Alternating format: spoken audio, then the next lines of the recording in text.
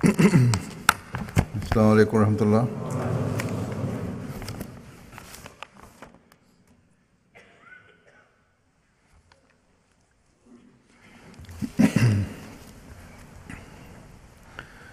اشہد ان لا الہ الا اللہ وحدہ لا شریک لہ واشهد ان محمدا عبده ورسوله اما بعد فاعوذ بالله من الشیطان الرجیم بسم اللہ الرحمن الرحیم الحمد للہ رب العالمین الرحمن الرحیم مالک یوم الدین ایاک نعبد و ایاک نستعین اهدنا الصراط المستقيم صراط الذين أنعمت عليهم غير المغضوب عليهم ولا الضالين۔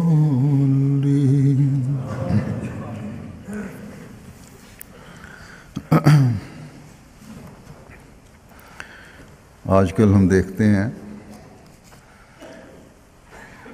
کہ ظلم و بربریت کے جتنے نمونے یا واقعات ہمیں مسلمان کہلانے والے ممالک میں نظر آتے ہیں وہ دوسرے غیر مسلم ممالک میں نہیں، یا کم از کم وہاں یہ ظاہراً یہ نمونے اتنی کثرت سے نہیں ہیں، اور جب واقعات ہوتے ہیں تو عموماً ان کے خلاف ان ترقی یافتہ ممالک میں یا غیر مسلم ممالک میں آواز بھی بڑے زوردار طریقے سے اٹھائی جاتی ہے۔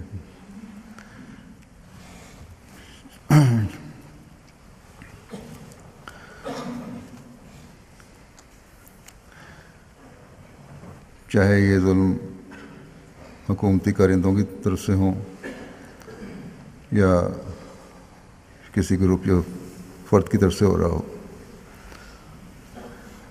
گزشتہ دنوں امریکہ میں واقعات ہوئے اور وہاں بڑا پرزور احتجاج ہوئے۔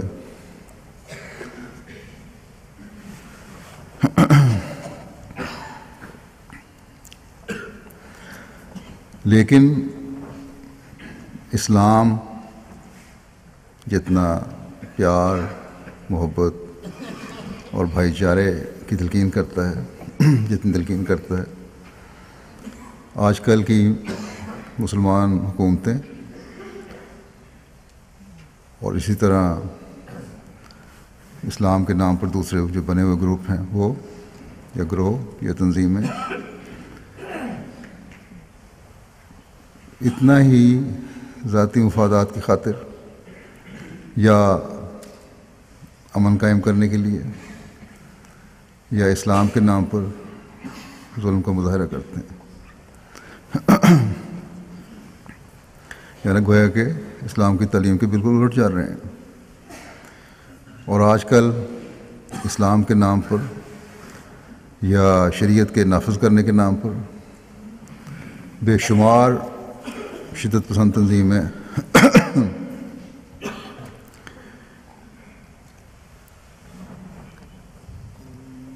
بن چکی ہیں جو ایسے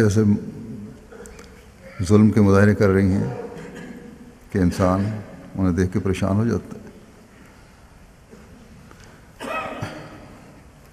کہ یہ حرکتیں انسان کر رہے ہیں یا انسانوں کے روپ میں حیوانوں سے ہی بدتر کوئی مخلوق کر رہی ہے۔ گزشتہ دنوں پاکستان میں ظلم کی ایک ایسی صورت ہمارے سامنے آئی جو صرف ظلم ہی نہیں تھا بلکہ درندگی اور صفاقی کی بدترین مثال تھی. ایسی چیز جس سے ایک انسان کے رونگٹے کھڑے ہو جاتے ہیں. ایسا واقعہ جس سے انسانیت چیخ اٹھی. ہر شخص جس میں انسانیت کی ہلکی سی بھی رمق ہے چیخ اٹھا اور بے چین ہو گیا. ایسے ہی خون کی ہولی آج تقریباً 4.5 سال پہلے لاہور میں ہماری مساجد میں بھی کھیلی گئی تھی. یہاں کے ایک ٹی وی چینل نے غالباً BBC نے پاکستان کے میں واقع ہونے والے ایسے واقعات کا ذکر کیا ہے. 5 ایسے بدترین واقعات جو گزشتہ چند سالوں میں پاکستان میں رونما ہوئے. ان میں ہماری جو مساجد کا واقعہ تھا لاہور میں ان کا بھی ذکر کیا گیا.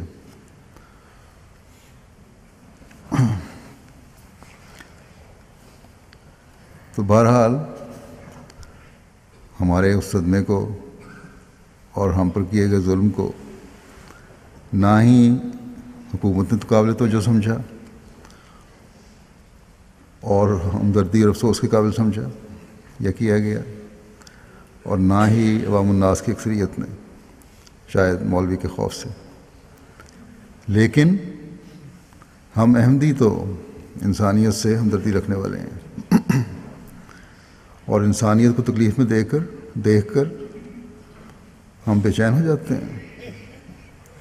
اور پھر یہ تو ہمارے ہم وطن اور پھر شاید تمام ہی مسلمان کہلانے والے تھے جن کے لیے ہمارے دل رحم کے جذبات سے بھرے ہوئے ہیں. جو پاکستان میں گزشتہ دنوں ہوا واقعہ، ان کے لیے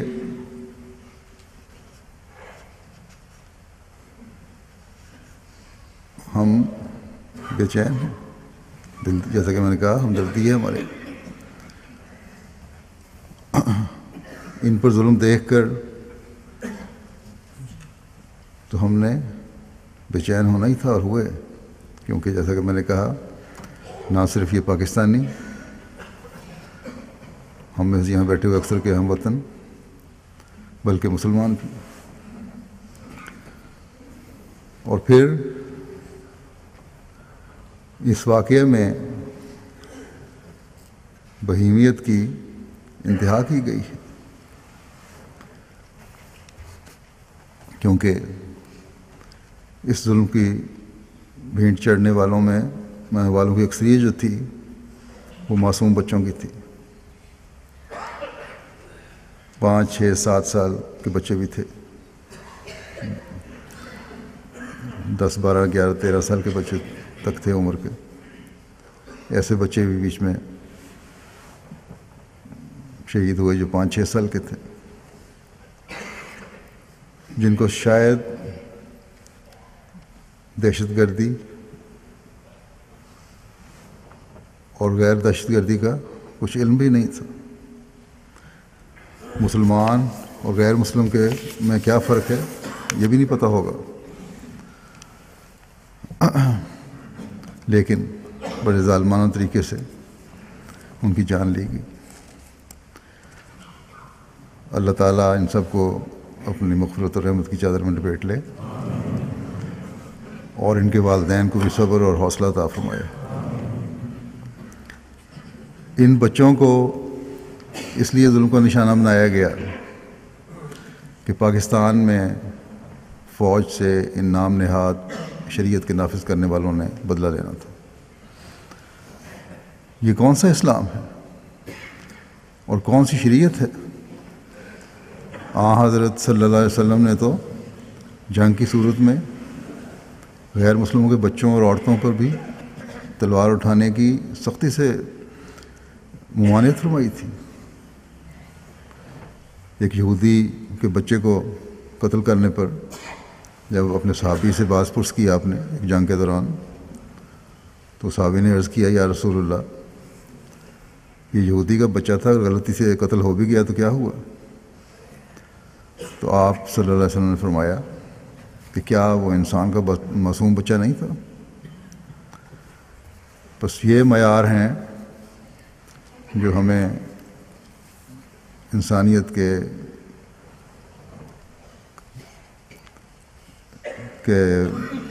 تقدس کو قائم کرنے کے لیے حضرت صلی اللہ علیہ وسلم کے اسوہ حسنہ سے نظر آتے ہیں۔ یہ حضرت صلی اللہ علیہ وسلم کا اسوہ حسنہ ہے، اور اسلام کے نام پر ظلم کرنے والوں کے یہ عمل ہیں جو ہم عموماً دیکھتے رہتے ہیں۔ بہرحال جیسا کہ میں نے کہا، اس صفاقانہ ظلم پر ہر انسان نے دکھ کا اظہار کیا، چاہے وہ مسلمان تھے یا غیر مسلم تھے۔ یہاں 2 دن پہلے چرچ آف انگلینڈ نے اپنی پہلی عورت کو بشپ بنایا، ان کی تقریب ہو رہی تھی، تو انہوں نے بھی اپنی تقریب سے پہلے اس واقعے پر دکھ کا اظہار کیا، 1 منٹ کے لیے خاموشی اختیار کی، اپنے انداز میں دعائیں کی۔ تو بہرحال کہنے کا یہ مقصد ہے کہ ہر انسان کو اس واقعے سے تکلیف پہنچی، قطع نظر اس کے کہ اس کا مذہب کیا تھا، لیکن ان مسلمان کہلانے والوں نے بڑے فخر سے اس بات کا اعلان کیا کہ ہاں ہم ہیں، 1-2 نہیں بلکہ 3-4 تنظیمیں اکٹھی ہو کر کہ جنہوں نے یہ ظلم کیا ہے، اور ہمیں اس بات پر کوئی شرمندگی نہیں۔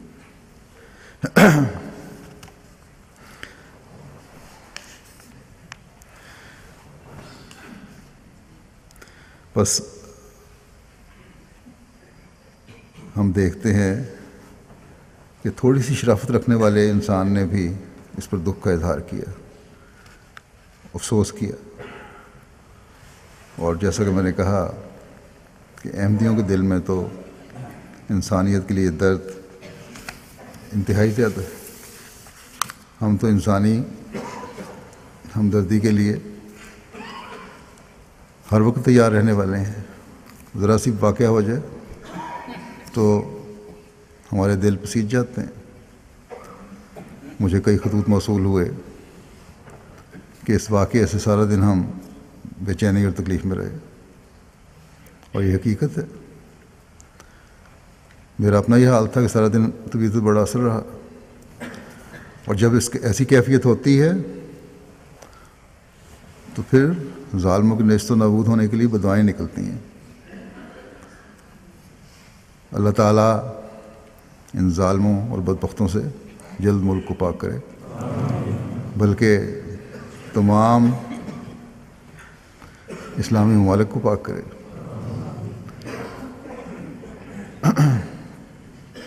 یہ واقعات دیکھ کر احمدیوں پر ہوئے ظلموں کے زخم بھی تازہ ہوتے ہیں، لیکن ان معصوموں کے لیے بھی شدید تکلیف محسوس ہوتی ہے۔ اللہ تعالیٰ ان بچوں کو بھی حوصلہ دے، صبر دے، اور ان پر رحم فرمائے، ان کا کفیل ہو جن کے ماں باپ بھی ان سے چھن گئے۔ جیسا کہ میں نے کہا تھا کہ یہ شدت پسندی اور ظلم کے واقعات تقریباً تمام مسلمان کہلانے والے ملکوں کا المیہ ہے۔ یہ ایک پاکستان کی بات نہیں ہے، عراق، شام، لیبیا وغیرہ سب ملکوں میں ظلم ہو رہا ہے، اور سب سے بڑھ کر ظلم کی بات یہ ہے کہ یہ سب ظلم خدا تعالیٰ اور اس کے رسول صلی اللہ علیہ وسلم کے نام پر ہو رہا ہے۔ شام میں ہی حکومتی اور سنی فسادوں میں ایک رپورٹ کے مطابق 1,30,000 کے قریب لوگ مارے گئے، ان میں سے 6,600 بچے مارے گئے، 1/3 سے زیادہ شہری مارے گئے، کل جتنی ممبات ہوئی ہیں۔ آئسس کے ذریعے ہزاروں لوگ مارے گئے، سینکڑوں عورتوں اور لڑکیوں کو اس لیے مار دیا گیا، ایک لائن میں کھڑا کر کے گولی سے اڑا دیا گیا کہ انہوں نے ان لوگوں سے شادی کرنے سے انکار کر دیا تھا۔ بلکہ بعض ذرائع کے مطابق ظلموں اور موتوں کی تعداد اس سے کہیں زیادہ ہے۔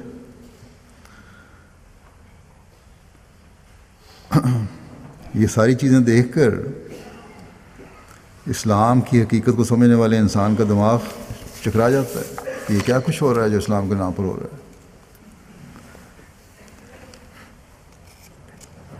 یہ دیکھ کر انسان پریشان ہو جاتا ہے کہ کس اسلامی تعلیم کے نام پر یہ عمل ہو رہا ہے۔ کیا یہ سب کچھ اس خدا کے نام پر ہو رہا ہے جو رحمان خدا ہے، جو رؤوف و رحیم خدا ہے، جو اتنا مہربان ہے کہ جس کا تصور بھی نہیں کیا جا سکتا؟ اس رسول کے نام پر یہ ظلم ہو رہا ہے جس کو خدا تعالیٰ نے رحمت للعالمین کہا ہے۔ اس شریعت کے نام پر یہ ظلم ہو رہا ہے جس میں اللہ تعالیٰ نے دشمن سے بھی عدل و انصاف کو پکڑے رکھنے کی تلقین کی ہے۔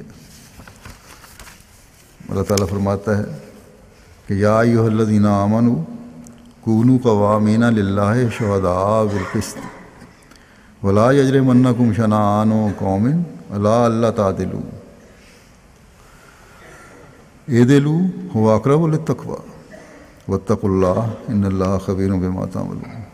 کہ اے وہ لوگوں جو ایمان لائے ہو، اللہ کی خاطر مضبوطی سے نگرانی کرتے ہوئے انصاف کی تائید میں گواہ بن جاؤ، اور کسی قوم کی سخت دشمنی تمہیں ہرگز اس بات پر آمادہ نہ کرے کہ تم انصاف نہ کرو۔ انصاف کرو، یہ تقویٰ کے سب سے زیادہ قریب ہے، اور اللہ تعالیٰ سے ڈرو، یقین اللہ اس سے ہمیشہ باخبر رہتا ہے جو تم کرتے ہیں۔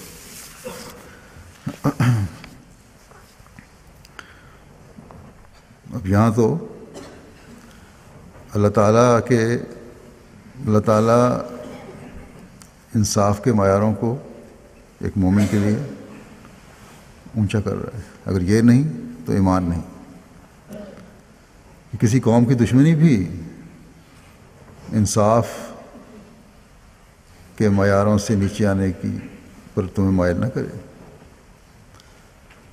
انصاف کی تعلیم میں ایسے نمونے دکھاؤ کہ اسلام کی خوبصورت تعلیم دنیا پر ظاہر ہو جائے۔ تمہارے انصاف اور نیکی کے نمونے اسلام کی خوبصورت تعلیم کے گواہ بن جائیں۔ کسی کی انگلی اسلامی تعلیم پر نہ اٹھے۔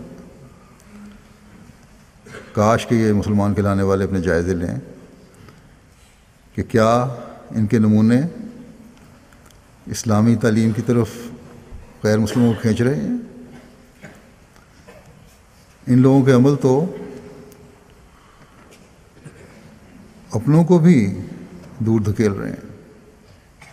جن بچوں نے اپنے ساتھیوں کو ظلم و بربریت کا نشانہ بنتے دیکھا ہے، کیا وہ ان لوگوں کو کبھی مسلمان سمجھیں گے؟ اور اگر سمجھیں گے تو یہ سوال ان کے ذہنوں میں پیدا ہوں گے کہ کیا یہ اسلام ہے جس کو ہم مانیں؟ بس یہ لوگ صرف ظاہری ظلم اور قتل و غارت نہیں کر رہے، بلکہ آئندہ نسلوں کو بھی برباد کر رہے ہیں، اسلام سے دور لے کر جا رہے ہیں۔ کاش کہ مسلمان علماء کہلانے والے جنہوں نے جہاد اور فرقہ واریت کے نام پر ان شدت پسند گروہوں کو جنم دیا ہے، اپنے قبلے درست کر کے اپنی نسلوں کو حقیقی اسلام کے بتانے والے بنے، اور ان شدت پسند گروہوں کی بے حکمی کے لیے حقیقی اسلامی تعلیم کے ہتھیار کو استعمال کریں۔ اور یہ تبھی ہو سکتا ہے کہ زمانے کے امام کی بات مان کر حقیقی اسلام پر خود بھی عمل پیرا ہوں اور دوسروں کو بھی عمل کروائیں۔ حضرت صلی اللہ علیہ وسلم کے عاشق صادق نے ان مولویوں کو اپنی اصلاح کی طرف متوجہ کرتے ہوئے ایک جگہ فرمایا کہ اگر اسلام کے مولوی اتفاق کر کے اس بات پر زور دیں کہ وہ وحشی مسلمانوں کے دلوں سے اس غلطی کو نکال دیں، یعنی شدت پسندی اور غلط قسم کے جہاد کے تصور کی غلطی، اس غلطی کو نکال دیں تو وہ بلا شبہ قوم پر ایک بڑا احسان کریں گے، اور نہ صرف یہی بلکہ ان کے ذریعے سے اسلام کی خوبیوں کی بھاری جڑ لوگوں پر ظاہر ہو جائے گی، اور وہ سب کراہتیں جو اپنی غلطیوں سے مذہبی مخالف اسلام کی نسبت رکھتے ہیں وہ جاتی رہیں گی۔ بس یہ ہے ایک درد حضرت مسیح علیہ السلام کا اسلام کی خوبصورت تعلیم کو پھیلانے کے لیے، اور جس کی آپ نے ان غیر احمدی مولویوں سے بھی اپیل کی ہے کہ خدا کے لیے اس تعلیم کو جو شدت پسندی کی ہے اپنے ذہنوں سے نکالو اور محبت اور پیار کی تعلیم کو رائج کرو۔ لیکن یہ بات سننے کو کب یہ مولوی نام نہاد مولوی تیار ہوتے ہیں؟ ان کے مقاصد تو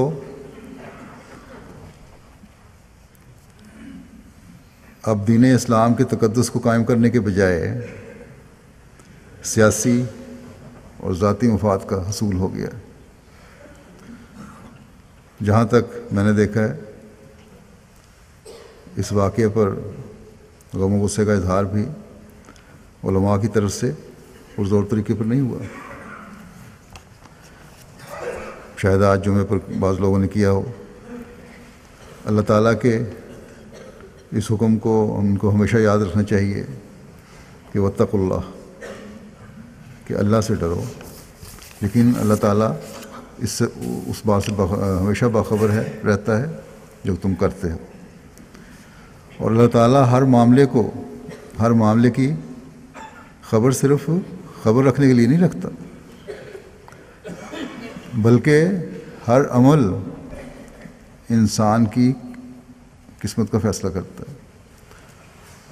ظلم کرنے والے جو ہیں وہ یقیناً اپنے بد انجام کو پہنچتے ہیں۔ بس اگر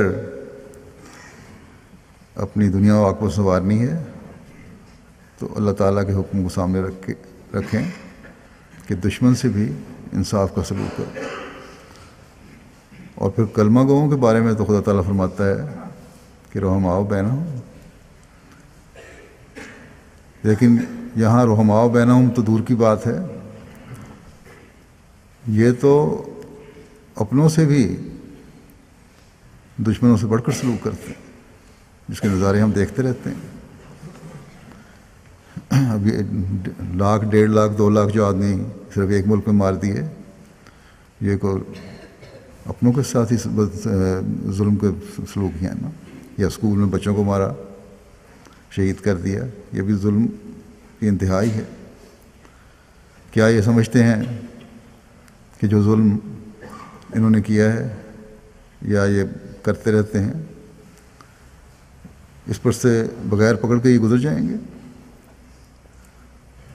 نہیں، اس طرح کبھی نہیں ہو سکتا۔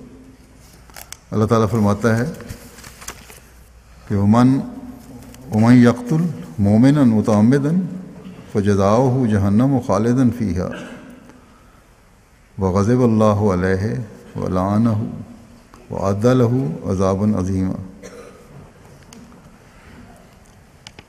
کہ ومن یقتل مؤمنا متعمدا، جو جان بوجھ کر کسی مومن کو قتل کرے تو اس کی جزا جہنم ہے۔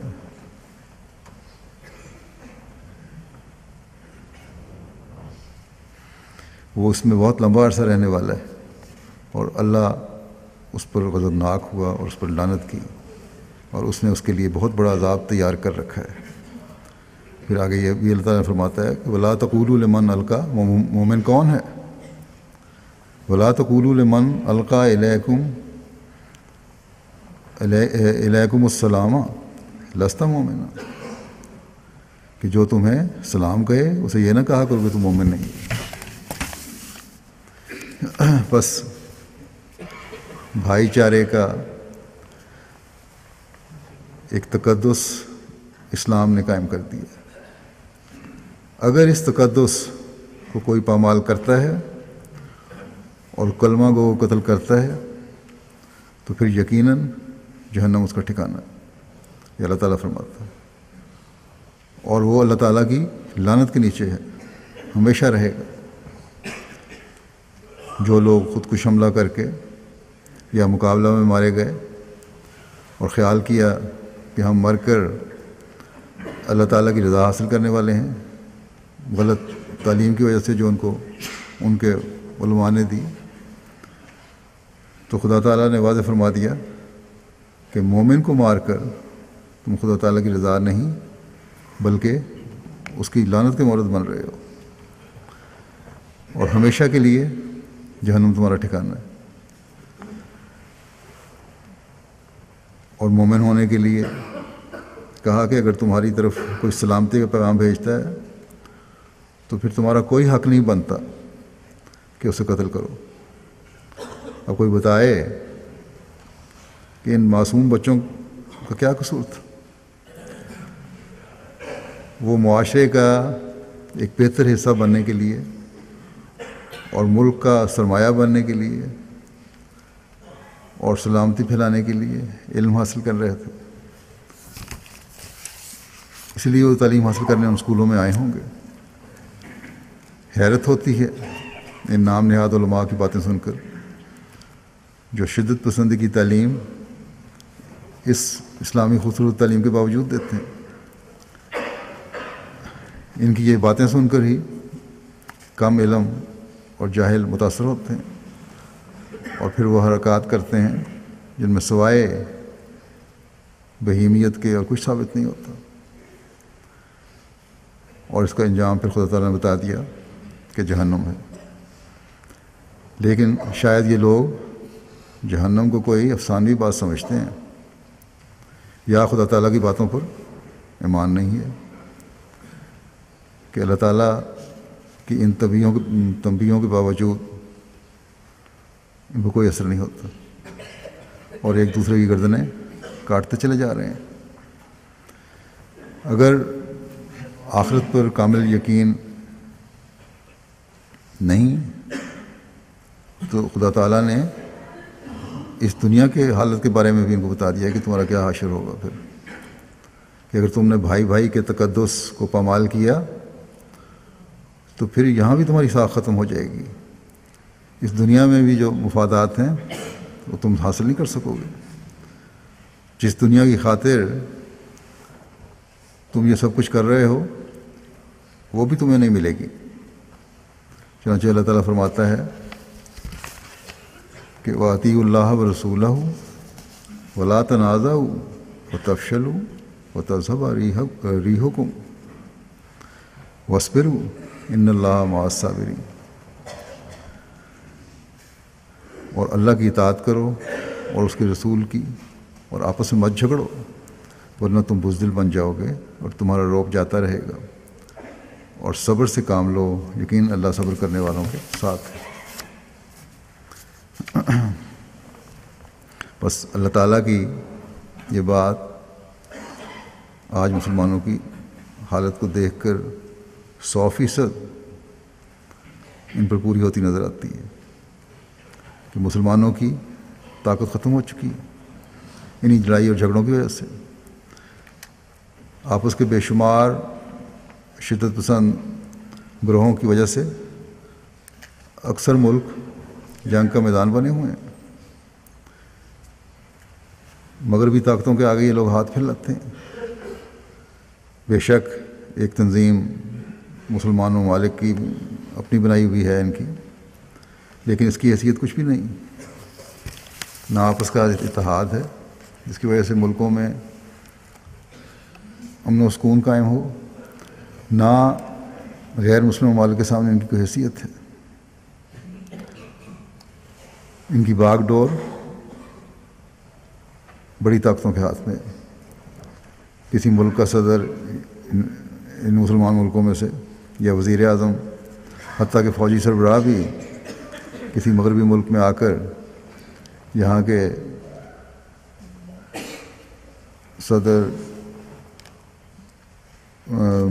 صدروں یا وزیر اعظموں سے بات کرتے ہیں، یا یہ لوگ ان کی کچھ پذیرائی کر دیتے ہیں، تو یہ سمجھتے ہیں ہمارے لیڈر کہ جیسے دنیا جہان کی ان کو نعمتیں مل گئیں۔ خدا تعالیٰ کا خانہ خالی ہے، اس کو انہوں نے چھوڑ دیا ہے، اور اس کو چھوڑ کر دنیا داروں کی طرف جھکاؤ ہے، اور اسی کو اپنی بقا کا ذریعہ سمجھتے ہیں یہ لوگ۔ بس کس کس بات کا ذکر کیا جائے جو مسلمان کہلانے والے ممالک کو تباہی کی طرف لے جا رہی ہے۔ ایک ظلم ہوتا ہے، چند دن عوام پر اثر رہتا ہے، شور مچاتے ہیں، اور پھر انہی ظالموں کے ہاتھوں اکثریت جو ہے وہ اعلی کار بن جاتی ہے، عوام الناس کی بھی۔ بس جب تک خدا تعالیٰ کی بات نہیں مانیں گے، جب تک دشمنوں سے بھی انصاف کے معیار قائم نہیں کریں گے، جب تک ہر سلام کرنے والے کو امن نہیں دیں گے، جب تک اپنے بھائی چارے کے معیاروں کو قائم نہیں کریں گے، جب تک حکومت رعایا کا خیال نہیں رکھے گی، جب تک رعایا حکومت کی اطاعت گزار نہیں ہوگی، جب تک خدا تعالیٰ کا خوف دلوں میں پیدا نہیں ہوگا، اس وقت تک ایسے ظالمانہ واقعات ہوتے رہیں گے۔ کاش کہ یہ باتیں ہمارے لیڈروں اور علماء کہلانے والوں کو بھی اور عوام الناس کو بھی سمجھ آ جائیں۔ مسلمان امت کی تکلیف ہمیں بھی تکلیف میں ڈالتی ہے، اس لیے کہ یہ ہمارے پیارے آقا کی طرف منسوب ہونے والے ہیں۔ ہمیں تو زمانے کے امام نے اپنے آقا اور مطاع کی طرف منسوب ہونے والوں سے ہمدردی اور پیار کرنے کے گر سکھائے ہیں۔ ہمیں تو یہ بتایا ہے کہ اے دل تو نیز خاطر اینا نگاہ دار کا آخر کنند دعوی حب پیغمبر، کہ اے دل تو ان لوگوں کا لحاظ کر، ان پر ہمدردی کی نظر رکھ، کیونکہ آخر میرے پیغمبر کے محبت کا دعویٰ کرتے ہیں یہ لوگ۔ ہمارے ساتھ اگر ظلم کا رویہ ہے تب بھی ہمیں افسوس ہے، اور ہم دعا کرتے ہیں، بدلے نہیں لیتے، کہ خدا تعالیٰ ان کے دلوں کو صاف کرے، اور یہ اس حقیقت کو سمجھیں کہ مسلم امہ کے لیے حقیقی ہمدردی اور خیر خواہی احمدی اپنے دلوں میں رکھتے ہیں، اور ہمدردی اور خیر خواہی کا جذبہ، جیسا کہ میں نے کہا، ہمارے اندر حضرت مسیح موعود علیہ السلام نے ہی پیدا کیا۔ آپ نے اسلامی تعلیم کے مطابق اپنی ہمدردی کے جذبے کو اپنوں اور غیروں سب پر حاوی کرنے کی ہمیں تلقین فرمائی ہے۔ آپ نے فرمایا کہ مومنوں اور مسلمانوں کے لیے نرمی اور شفقت کا حکم ہے، بس اس کو ہمیشہ سامنے رکھو۔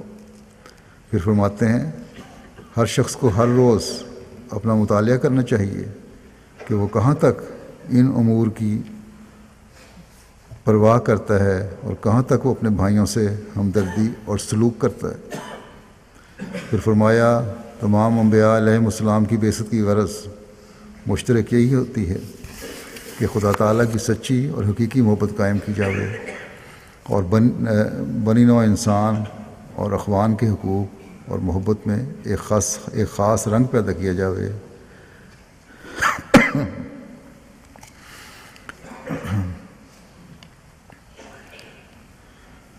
جب تک یہ باتیں نہ ہوں تمام امور صرف رسمی ہوں گے۔ پھر فرمایا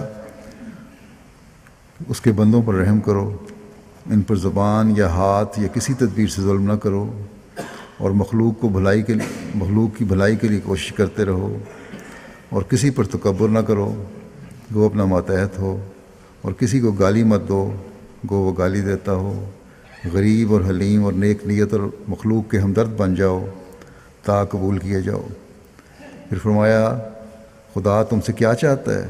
بس یہی کہ تم تمام نوع انسان سے عدل کے ساتھ پیش آیا کرو، پھر اس سے بڑھ کر یہ ہے کہ اس سے بھی نیکی کرو جنہوں نے تم سے کوئی نیکی نہیں کی، پھر اس سے بڑھ کر یہ کہ تم مخلوق خدا سے ایسی ہمدردی کے ساتھ پیش آؤ کہ گویا تم ان کے حقیقی رشتہ دار ہو، جیسا کہ مائیں اپنے بچوں سے پیش آتی ہیں۔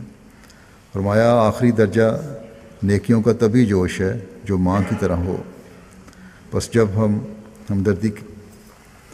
ہمدردی کے ایسے معیار ہم حاصل کرنے والے ہوں، یا ہمدردی کے ایسے معیاروں کو حاصل کرنے کی تعلیم ہمیں ملی ہو اور اس پر ہم عمل کرنے والے بھی ہوں، تب ہی انسان دوسرے کے درد کو محسوس کر سکتا ہے۔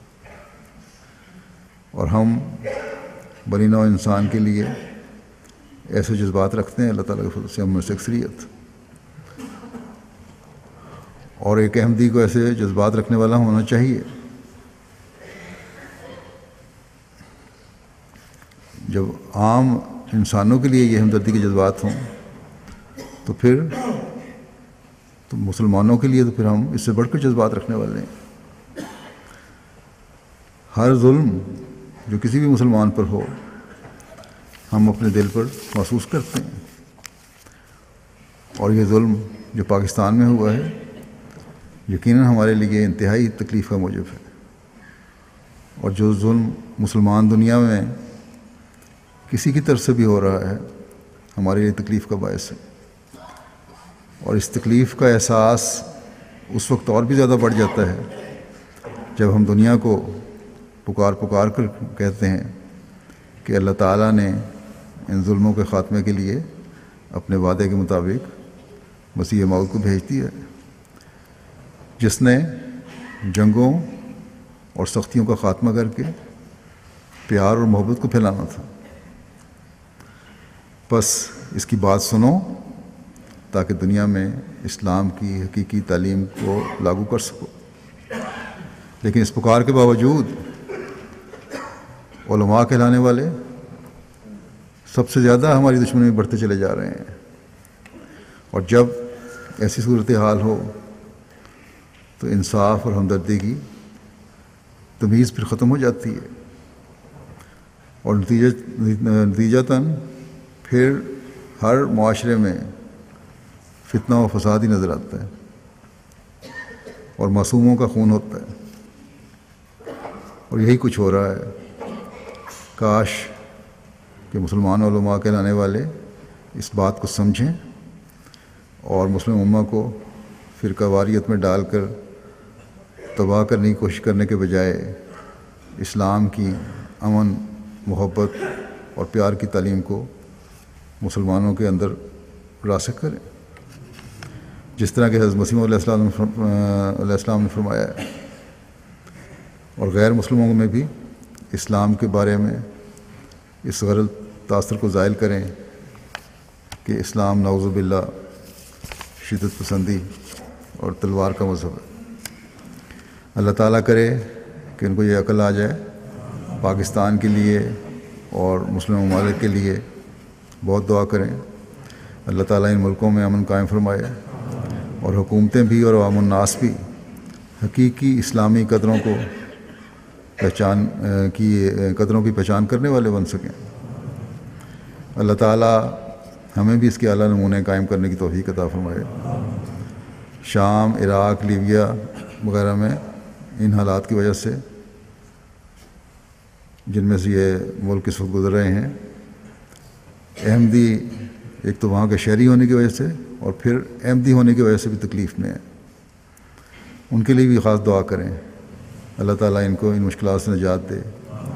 بعض بڑی قسم پرسی کی حالت میں آسمان تلے پڑے ہوئے ہیں، دونوں گروہ احمدیوں کے مخالف بنے ہوئے ہیں،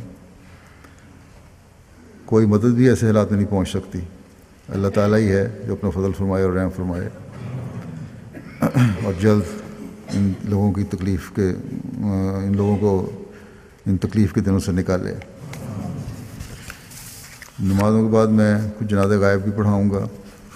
ایک جنازہ تو ہمارے ایک شہید بھائی کا ہے، مبارک احمد صاحب باجوہ ابن مکرم امیر احمد باجوہ صاحب چک 312 جیم پہ کتھو والی ضلع ٹوبہ ٹیک سنگھ کے ہیں، جن کو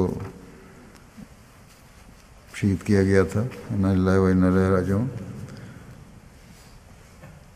ان کو کچھ نامعلوم افراد نے 26 اکتوبر 2009 کو ان کے ڈیرے سے اغوا کر لیا تھا، جن کے بارے میں اب تک معلوم نہیں ہو سکا تھا۔ تاہم چند روز قبل گجرات کے ایک علاقے سے گرفتار ہونے والے چند دہشت گردوں نے انکشاف کیا کہ ہم نے کتھو والی کے ایک مبارک باجوے کو بھی گستاخ رسول قرار دے کر قتل کر کے بھیمبر نالہ واقعہ ضلع گجرات میں گڑھا کھود کے دبا دیا۔ انا للہ و انا الیہ راجعون۔ اب یہ فتوے بھی یہ دینے والے بن گئے سارے۔ مبارک احمد صاحب کے خاندان میں احمدیت کا نفوذ ان کے دادا مکرم پیر محمد صاحب کے ذریعے ہوا۔ انہیں جماعت سے بہت لگاؤ تھا، نہایت دیندار گھرانہ ہے۔ شہید مرحوم پیدائشی احمدی تھے۔ شہید مرحوم 1953 میں پیدا ہوئے، پرائمری تک تعلیم حاصل کی اور ذمہ دارہ کرتے تھے۔ شہید مرحوم نہایت ایماندار، نیک دل، نیک سیرت، شریف النفس اور ملنسار شخصیت کے مالک تھے۔ ان کے والد امیر احمد باجوہ صاحب اور بھائی مکرم رشید احمد باجوہ صاحب دونوں کے بعد دیگرے کتھو والی جماعت کے صدر جماعت بھی رہے۔ ایک بیٹا ظہور احمد اس وقت قائد مجلس کی توفیق پا رہا ہے۔ ان کی اہلیہ شاہد بیگم صاحبہ کے علاوہ 4 بیٹے ظہور احمد، منصور احمد اور نصیر احمد اور عتیق احمد ہیں، اور اسی طرح ان کے 2 بھائی اور ایک ہمشیرہ ہیں جو سوگوار ہیں۔ واقعے کی تفصیل کچھ مزید اس طرح ہے کہ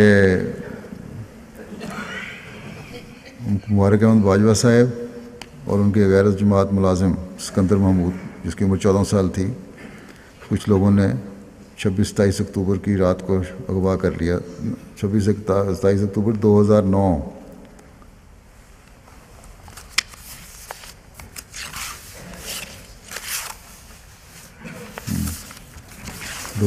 آج سے 5 سال پہلے ان کے ڈیرے سے اغوا کر لیا۔ اغوا کار 2 کاروں پر سوار تھے۔ چند دن بعد اغوا کاروں نے مذکورہ ملازم کو ایک موبائل دے کر چھوڑ دیا، پھر اس موبائل نمبر پر تاوان کے لیے رابطہ کیا۔ 2 کروڑ تاوان کی رقم کا مطالبہ کیا گیا، جو کم ہو کے 10 لاکھ پہ آ گیا۔ اغوا کاروں کی شرط یہ تھی کہ رقم کو ہاٹ یا پارا چنار پہنچائی جائے۔ پھر اغوا کاروں سے رابطہ ختم ہو گیا، پولیس بھی کسی نتیجے پر نہ پہنچ سکی۔ اب مکرم امیر صاحب ضلع ٹوبہ ٹیک سنگھ نے اطلاع دی کہ ڈی پی او ضلع نے مغوی کے بھائی عزیز احمد باجوہ صاحب کو بلا کر کہا ہے کہ اپنے بھائی کے بارے میں کچھ معلومات گجرات ڈی پی او کے پاس ہیں، ان سے مل لیں۔ وہ وہاں گئے، ڈی پی او گجرات سے ملاقات ہوئی تو ڈی پی گجرات نے بتایا کہ تحریک طالبان پاکستان افضل فوجی گروپ، یہاں یہ بھی بہت سارے گروپ بنے ہوئے ہیں، کہ چند لوگ پکڑے گئے ہیں جن میں واجد نامی شخص نے مبارک احمد باجوہ صاحب کو اغوا کرنے کے بعد چھریوں سے ذبح کر کے ناش کو بھیمبر نالے میں دبانے کا انکشاف کیا ہے۔ جب عزیز احمد باجوہ صاحب اور دیگر افراد مذکورہ زیر تفتیش واجد نامی شخص سے ملے تو اس نے بھی اس قتل کی تصدیق کی۔ اس سوال پر کیا کوئی مقامی آدمی بھی اس کے ساتھ تھا، تو مذکورہ ملزم نے کہا کہ ساتھ والے گاؤں کا احمد نامی ایک شخص ساتھ تھا، جس نے ہمیں مبارک احمد باجوہ سے مرحوم کے گستاخ رسول ہونے کا بتایا تھا۔ یہ شخص پہلا عیسائی تھا، بعد میں مسلمان ہو کر تحریک طالبان میں شامل ہو گیا۔ اس کا والد باجوہ فیملی کا ملازم رہا تھا، اور پھر اس نے یہی بتایا کہ ہم نے اغوا کیا اور کوٹلی گاؤں میں کہ ایک مسجد کے تہہ خانے میں زنجیروں سے باندھ کے رکھا ان کو، اور پھر ایک دن ہم نے عشاء کی نماز کے بعد ان کو اسی طرح جیسا بتایا گیا ہے چھری پھیر کے گردن پہ، اور پھر ٹکڑے ٹکڑے کر کے گڑھے میں دبا دیا۔ تو پولیس اہلکار نے مذکورہ مجرم سے پوچھا کہ تم نے ایسا کیوں کیا؟ اس نے کہا کہ ہمیں ہمارے کمانڈر کا حکم ہے کہ یہ لوگ گستاخ رسول ہیں، لہذا ان کو قتل کر دو، اور اس کا حکم ماننا ہمیں ضروری تھا۔ یہ حال ہے. اب جو بچوں کو قتل کیا تو یہ اب کس پداش میں کیا؟ یہ بھی طالبان کا ہی کام ہے. اللہ تعالیٰ مرحوم کے شہید کے درجات بلند فرمائے اور ان کے بچوں کو صبر اور حوصلہ عطا فرمائے. بہرحال پتہ تو لگ گیا، پہلے صرف اغوا کی خبر تھی. دوسرا جنازہ مکرمہ امینہ اصاف صاحبہ کبابیر کا ہے، جو 12 دسمبر 2014 کو بقضائے الہی وفات پا گئیں. انا للہ و انا الیہ راجعون. پیدائشی احمدی تھیں. آپ کے والد مکرم اصاف صاحب حیفا کے ابتدائی احمدیوں میں سے تھے. آپ کو صدر اور سیکرٹری تبلیغ لجنہ محلہ کبابیر کی حیثیت سے خدمت توفیق ملی. نہایت عبادت گزار، دعا کو بہت مہمان نواز، بکثرت مالی قربانی کرنے والی تھیں. نیک، مخلص اور صالح خاتون تھیں. دارالتبلیغ میں آنے والے مہمانوں کی ضیافت کا خصوصی اہتمام کرتی تھیں. مستورات کو بڑی عمدگی سے تبلیغ کیا کرتی تھیں. مبلغین کے اہل و عیال سے بہت محبت اور حسن سلوک سے پیش آتی ہیں. مسجد محمود کبابیر کی تعمیر ہو رہی تھی تو آپ نے اس کے لیے خطیر رقم ادا کی اور دوران تعمیر کام کرنے والوں کی ضیافت کا بھی انتظام کیا. خلفائے احمدیت سے انتہائی محبت اور عقیدت کا تعلق تھا. بڑی توجہ سے خطبات سنتی تھیں جو ایم ٹی اے پہ نشر ہوتے ہیں یہاں میرے. دوسروں کو بھی اس کا خلاصہ سنایا کرتی تھیں. ہر ارشاد پر دل و جان سے عمل پیرا ہونے کے لیے تیار رہتی تھیں. بہت سے بچوں کو قرآن کریم پڑھنا سکھایا. کبابیر کے تمام احباب ان سے بہت محبت سے پیش آتے تھے. عمرہ کرنے کی بھی سعادت نصیب ہوئی ان کو. قادیان جانے کی بھی شدید خواہش تھی کہ حضرت مسیح علیہ السلام کے مزار پر جا کے دعا کروں. تو یہ بھی اللہ تعالیٰ نے ان کی خواہش پوری فرمائی، بلکہ ایک دفعہ نہیں 3 دفعہ جلسہ سالانہ میں آپ کو جانے کی سعادت نصیب ہوئی. مرحومہ موسیہ تھیں اور مکرم محمد شریف عہدے صاحب امیر جماعت کبابیر اور منیر عہدے صاحب director M T A production کی خالہ محترمہ تھیں.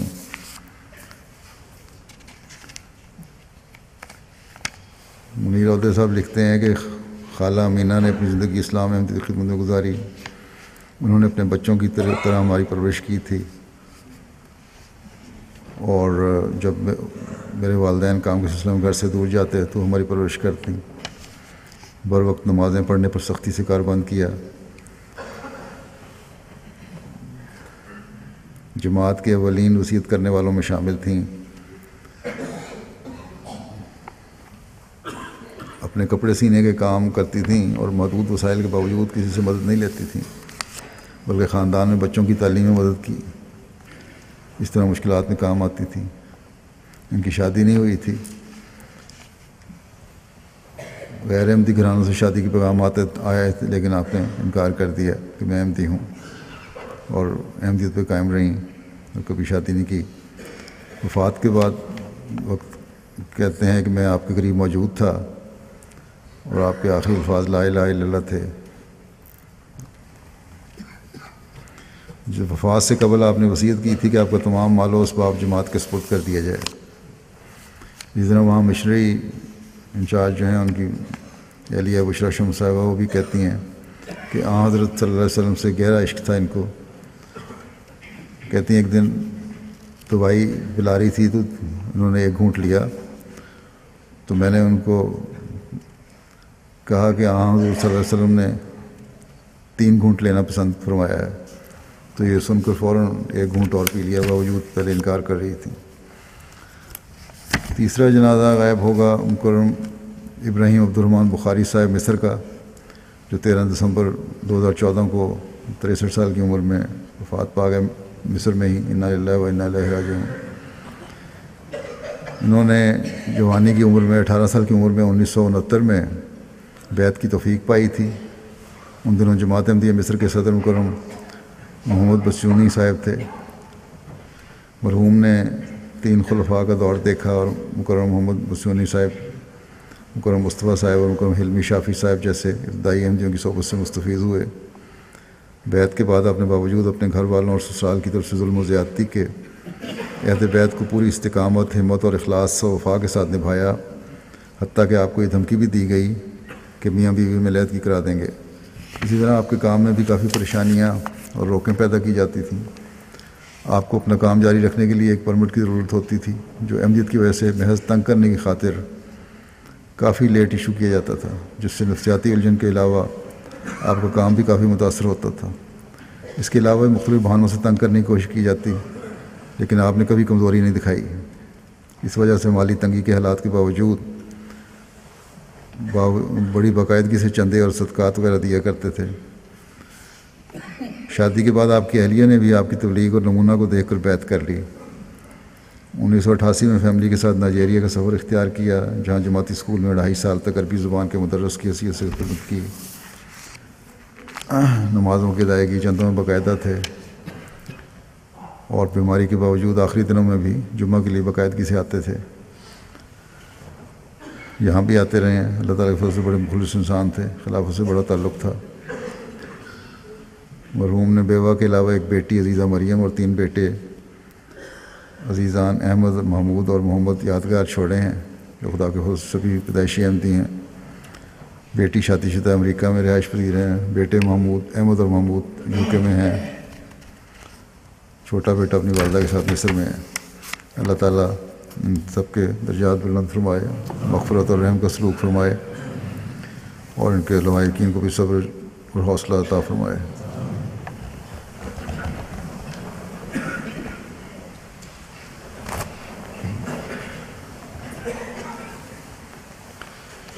الحمد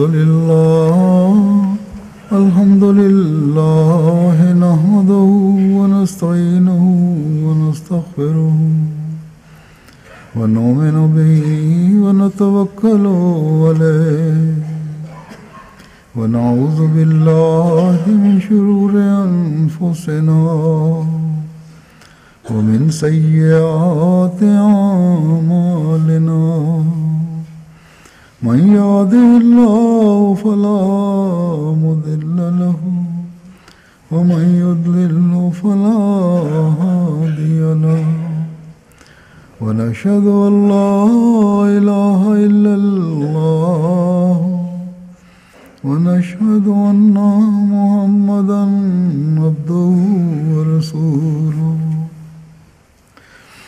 عباد الله رحمكم الله، إن الله يأمر بالعدل والإحسان وإيتاء ذي القربى وينهى عن الفحشاء والمنكر والبغي يعظكم لعلكم تذكرون. اذكروا الله يذكركم وادعوه يستجب لكم ولذكر الله أكبر.